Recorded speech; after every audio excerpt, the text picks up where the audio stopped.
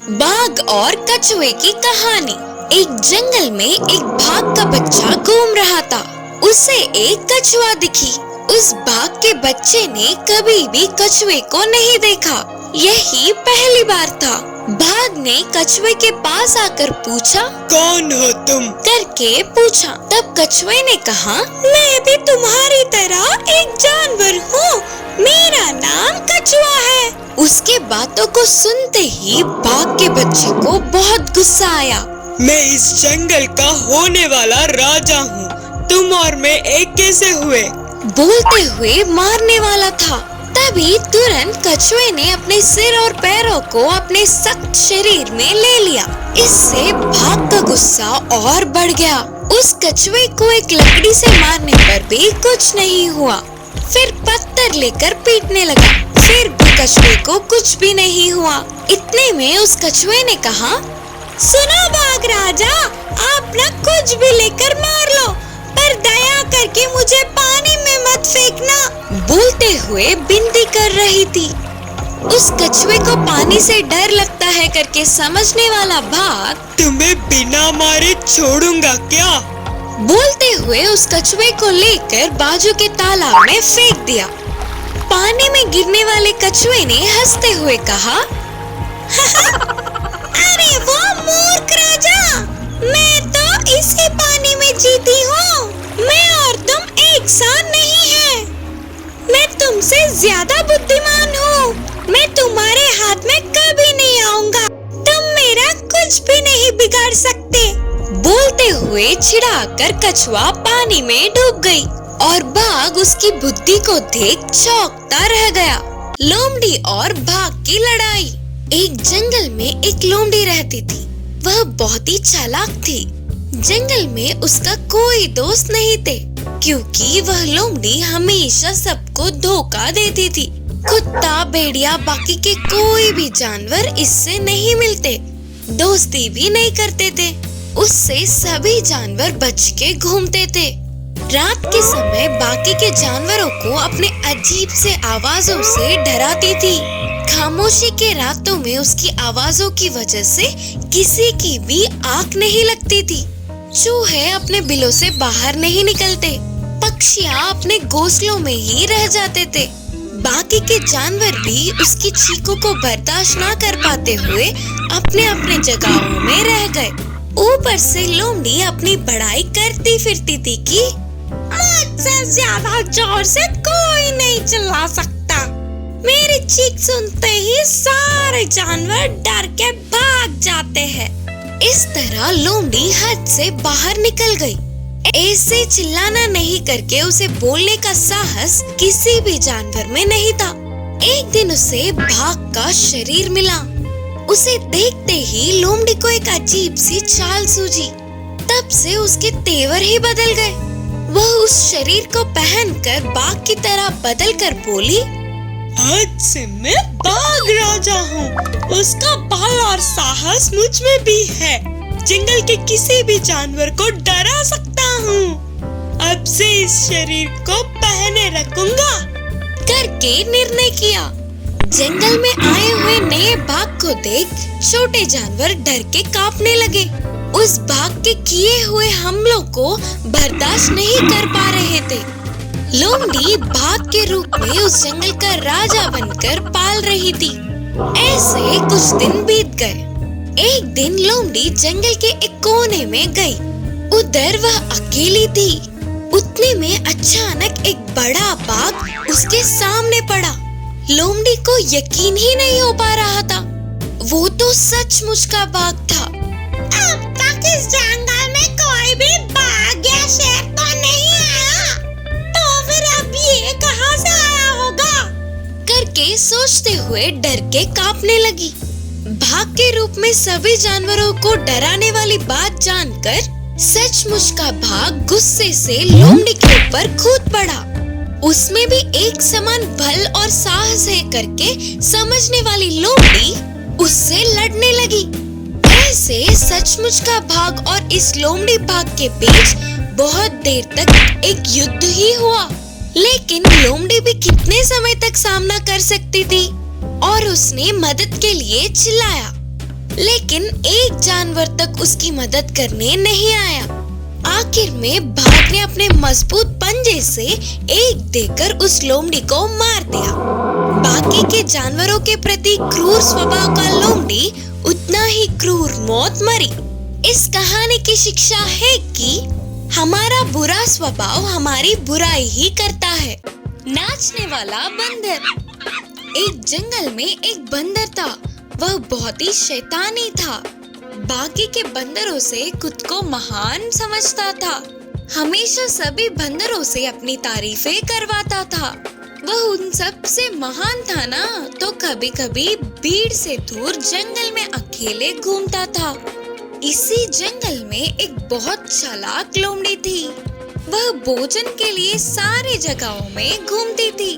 उसका आना देख लोमड़ी के हाथ लगेंगे तो काम खत्म करके बाकी के छोटे छोटे जानवर बच के निकल जाते। इससे वह पेट भर का भोजन खाकर बहुत दिन हो गए। एक दिन खाने के लिए ढूंढ रहे लोमड़ी को बहुत सारे फलों से एक आम का पेड़ दिखा। उन आमों को देखते ही उसे खाने की इच्छा जागी। इस पेड़ के आम बहुत स्वादिष्ट होते हैं करके सबके मुंह से सुना था। आज किसी भी तरह इन्हें खाकर मेरी भूख को बुझाना ही होगा करके सोची लोमड़ी। लेकिन आम इतने ऊंचाई में थे कि उसको नहीं मिले। फिर भी उछल उछल कर उन आमों को लेने की कोशिश की। कितना उछलने पर भी फल नहीं मिल रहे थे। लेकिन ऐसे स्वादिष्ट एक आम को तो खाना ही है करके दृढ़ निश्चय किया।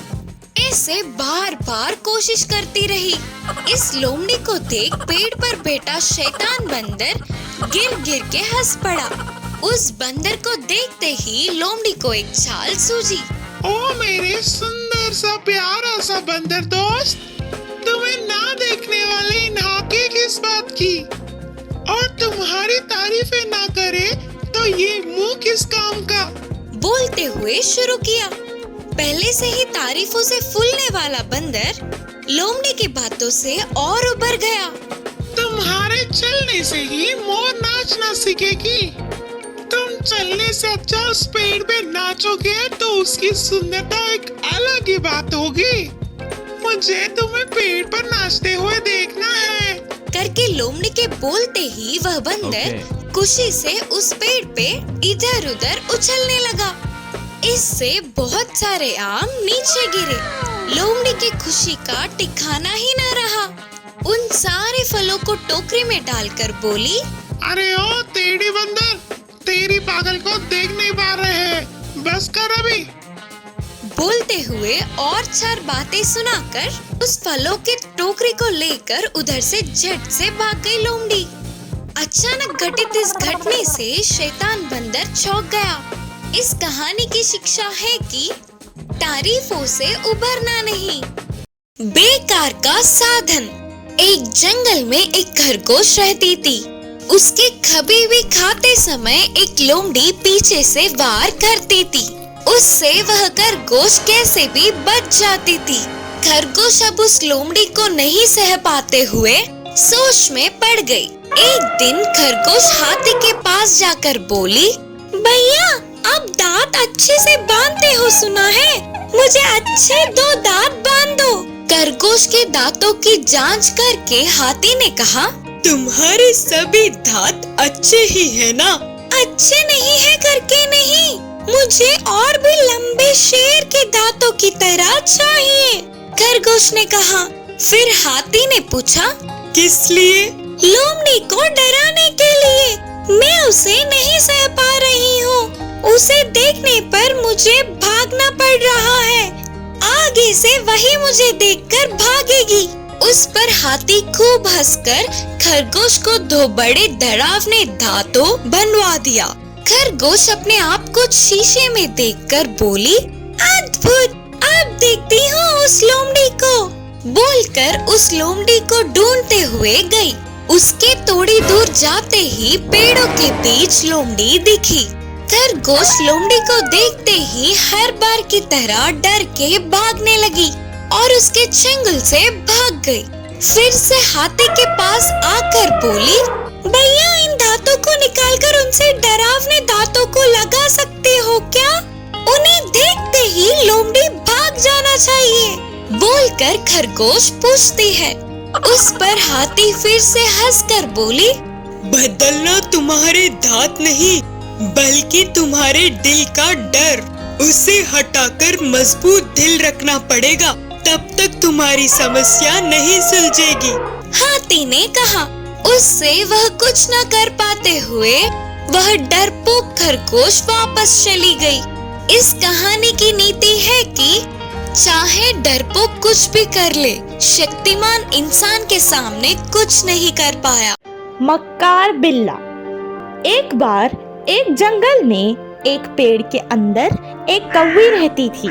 एक दिन जब वो खाने की तलाश में गई तो वापस घर आने में थोड़ी देर हो गई। जब वो घर पर नहीं थी तो एक खरगोश चुपके से उसके घर में घुस गया।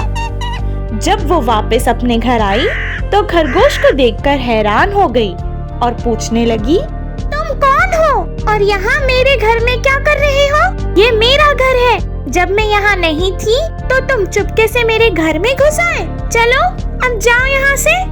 खरगोश ने जवाब दिया, इस जंगल में पेड़ पौधे नदी जमीन सब किसी एक का नहीं, सबका है। जो यहाँ पहले आया वह यहाँ रहेगा। मैं यहाँ पहले आया हूँ, इसीलिए ये अब मेरा घर है। तुम जाओ कोई और जगह ढूंढ लो। मेरे घर में आके मुझे ही जाने को कह रहे हो? अब तुम्हारी खैर नहीं।